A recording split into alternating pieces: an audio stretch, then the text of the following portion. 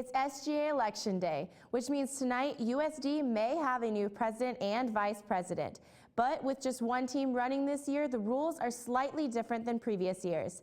Coyote News' Anthony Gosh is live in the muck with this year's only vice presidential candidate to talk about the different scenarios that could happen after the results are tallied. Anthony? Thanks, Michaela. The SGA governs the entire student body of USD, and with me is Vice Presidential Candidate Michael Buchanan. Thank you so much for being with us. Oh yeah, no problem. You and Sammy are the only people running for president and vice president.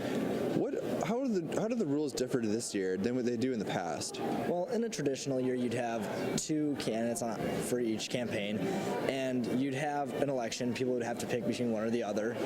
I think this year, the reason it's mostly different is because there's a yes or no vote. People can vote no.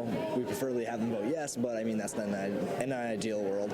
And so this year, mainly, it's been different because there's a lot more awareness about SGA, a lot more awareness about student concerns, and less focus on the battle between two sides.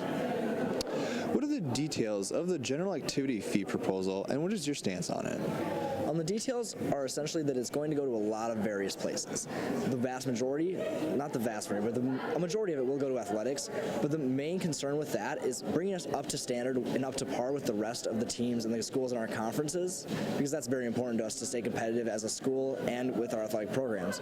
But then also you'll be seeing percentages go to student health, to the Center for Diversity and Community to help them start programming, to the sustainability initiative that we're having at the university, and as well as about $57,000 towards improving student organization programming.